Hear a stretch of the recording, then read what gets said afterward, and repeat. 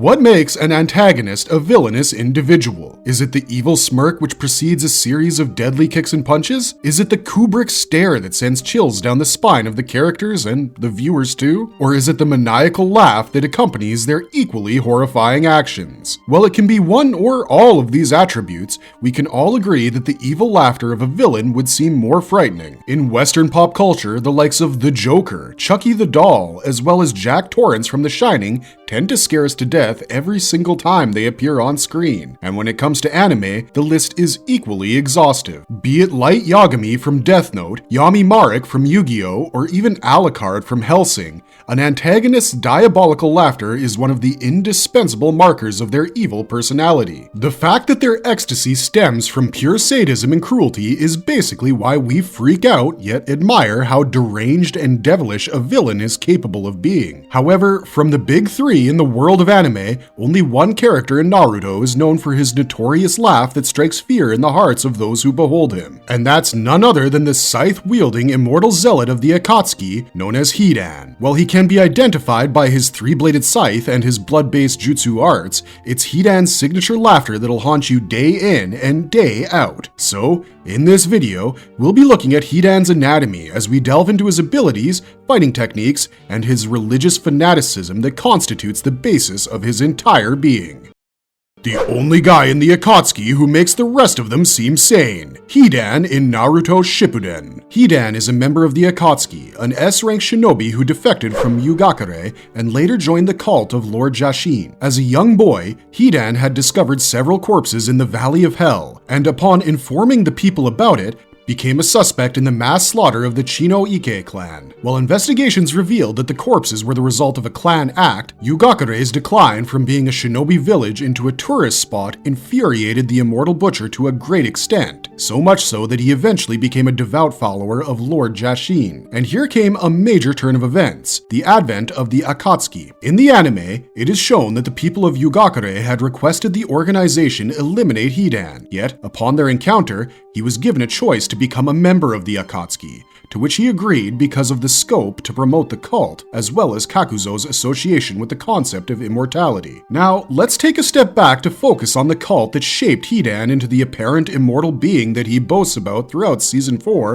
of Naruto Shippuden. The cult of Lord Jashin is said to have one important tenet: manslaughter in the name of human sacrifice. As Hidan says, the way of the Jashin, you can kill people and you won't be punished. In fact, it's considered a heinous act if a cult member doesn't agree to partake in actions that are close to complete annihilation. Interestingly, Hidan turned out to be the ideal disciple of Lord Jashin, primarily because of his ruthless nature of taking human lives without mercy. Furthermore, Hidan was convinced that those who did not believe in the supremacy of Lord Jashin must be killed at all costs. After undergoing several experiments done by the cult members, Hidan became a seemingly immortal being with only one objective: to expand the cult by recruiting those who were willing to join the cause and to kill the people who refused his advances. Besides the immortality part, another point worth noting about Hidan's origins is his bloodthirsty nature. Not much is known about his backstory, which is why we must rely on the information shared by the characters in the story, particularly the members of the Akatsuki. As shown in episode 457 of Naruto Shippuden, Hidan is first introduced to the organization as a homicidal maniac by the Yugakure. The village authority then requested the Akatsuki to kill him once and for all. The leader, Pain, assigns the responsibility to a three-member squad, consisting of Itachi, Konan, and Kakuzu. As the trio trace his path of violence and gore, Itachi deduces that Hidan is neither driven by money nor revenge. Instead, Hidan's homicidal tendencies are motivated by a deep desire to kill. That's all. No wonder why a deity with a lust for blood recognized Hidan as the model disciple of his own cult. So what does this immortality mean for Hidan's physiological structure? You can stab, but he won't die. The power of Lord Jashin. So, up to this point, we are aware that by worshipping Lord Jashin, Hidan was able to gain immortality while further indulging in his violent intentions of murdering those who didn't want to join the cult. This is shown with much clarity in episode 457. During his fight against Kakuzu, both Konan and Itachi arrive at the conclusion that Hidan's fighting technique is quite ritualistic in nature, as a way to invoke Lord Jashin to accept his sacrifice. enemies. Known as the curse technique, death-controlling possessed blood, he must first draw blood from his adversary with his scythe, then lick it and use the drops of blood on the ground to draw the insignia of the Jashin cult, which consists of a circle with a triangle in it. While standing within this symbol drawn on the ground, Hidan stabs himself with a sharp retractable spear that would actually inflict the same injury onto his opponents instead of harming him physically. In short, his enemy will be wounded only if he does the same to his own body. This might make you wonder whether he can experience pain at all. Turns out he does, but in an odd way. While Hidan is theoretically immortal, meaning he can't die,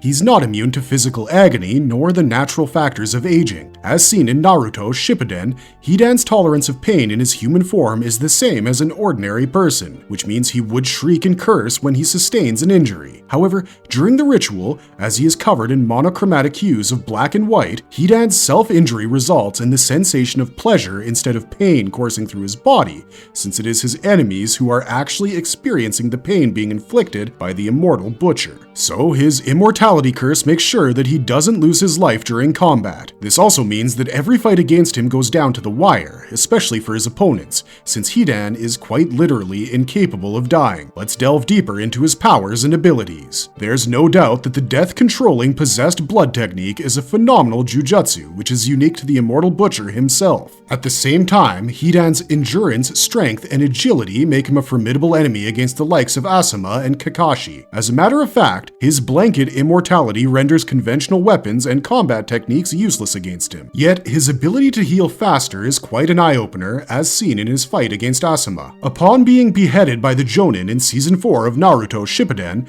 Hidan was still able to speak through his severed head as he pleaded to Kakuzu to stitch him back to his body, which the latter does with his own ability. The zombie combo of Hidan and Kakuzu, therefore, is deemed as one of the most balanced teams that functioned under the Akatsuki. Hidan gets his fair share of screen time mostly in the 4th season, that too by sharing with Asuma's student Shikamaru. After all, Hidan's face-off against Shikamaru is described by many as one of the most nerve-wracking fights in the Naruto franchise. So, what exactly happened between the two? Let's find out.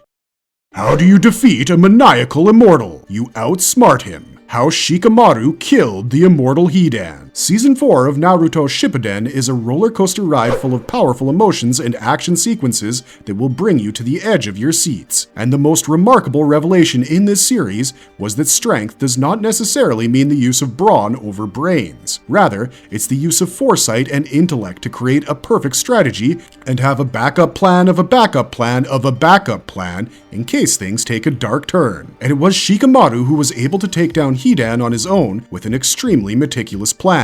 So, how did the young Chunin defeat a fearful member of the Akatsuki? His first encounter against Hidan takes place between episodes 77 and 80 in Naruto Shippuden, when his team, under the leadership of his teacher Asuma, try to take down the zombie combo while they're in Fire Country. In these episodes, Shikamaru learns about the abilities and techniques of Hidan to a great degree, studying his movements from afar as Asuma fought toe-to-toe against the bloodthirsty zealot. However, just when Asuma was able to use the only window of opportunity to behead Hidan, it was all in vain. Kakuzu's relaxed posture throughout this scene was already a bothersome affair for the Chunin trio, and his intervention to save Hidan only worsened the situation. Unfortunately, it took Asuma's life for Shikamaru to realize the true extent of Hidan's powers, to don the appearance of a Grim Reaper and become a voodoo doll to torture and kill his enemies. The second encounter spans from episodes 82 to 88, as Team 10, consisting of Shikamaru, Choji, and Ino, united under Kakashi's supervision to avenge the death of their teacher. Having discovered the zombie combo's path towards Konohagakure, Shikamaru devised a plan to separate the Akatsuki duo from each other. Having learned from the previous encounter as well as the circumstances in this fight, it did not take much time for young Shikamaru to discern that Hidan and Kakuzu performed better while in unison, which resulted in several instances where Kakashi himself was in a stiff situation to escape from. Hence, Shikamaru's idea is to distance the duo from one another so they could be taken out one at a time. However, as Asama's student who was to witness his teacher's last words, Shikamaru could never leave it in the hands of someone else to destroy Hidan beyond recognition. This is why Shikamaru decided to take the vial of Kakuzu's blood that Kakashi was able to collect when he dealt his first attack on him with the help of his Chidori attack. A major weakness in Shikamaru as a shinobi is the lack of combat skills. As told by Asama in the past, Shikamaru is a brilliant strategist with little to no combat ability to defend himself in case he got in danger during a battle. Although it did make him feel like a liability, especially after Asama's death, Shikamaru was eventually able to get over this feeling of self-doubt later on in the second encounter against Hidan. In fact, he continued to be thankful to his teacher for the wealth of information he gave to him as he fought against Hidan with all his might in the previous confrontation. Shikamaru's other weakness lies in his shadow possession jutsu itself. The duration of the technique is barely 5 minutes, after which the time span decreases significantly with each new attempt to use his jutsu. Both Hidan and Kakuzu were able to identify the same on their very first meeting with Shikamaru, yet this did not nudge the young Chunin from accomplishing his mission. By using his own disadvantage as bait, Shikamaru managed to outsmart the Immortal Butcher by using Kakuzu's blood to taint Hidan's spear. Shikamaru's unparalleled foresight is depicted time and time again in Naruto Shippuden, especially when it was revealed that he had already prepared a huge hole in the ground of the Land of Fire for the Zealot to be buried in. A significant factor of Hidan's downfall was the sheer perfection with which Shikamaru had chalked out the entire plan to take down the zombie combo. What is most remarkable is that it didn't even take him long to modify his plan so that Kakashi's presence will only help them be in an advantageous situation. Having learned his lesson from the previous encounter, Shikamaru was able to anticipate every move that was made by Hidan as well as Kakuzu, which is how he was able to draft a plan so flawless that it assured the victory of Team 10 only if each move was made at the right moment in the battle. Otherwise, as Hidan predicted, they would have lost their lives to two of the most dangerous members of the Akatsuki. Thus, as a master strategist with a 200 IQ, Shikamaru was able to annihilate a nefarious homicidal zealot and avenge his teacher, solely with the help of his intellectual prowess.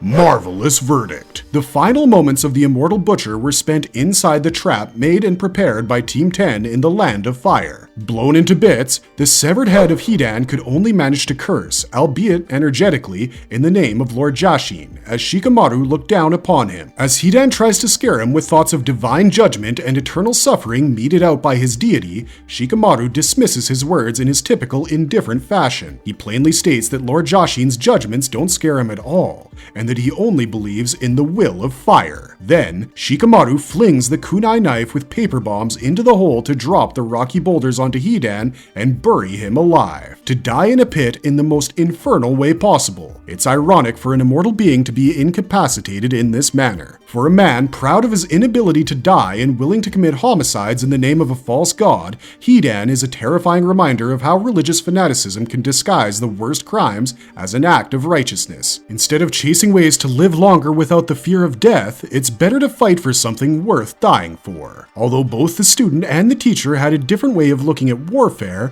Shikamaru and Asama did agree on one point: to protect their friends, family, and the people of Konohagakure from the threats beyond and within its borders. That they managed to do with perfection in life and in death.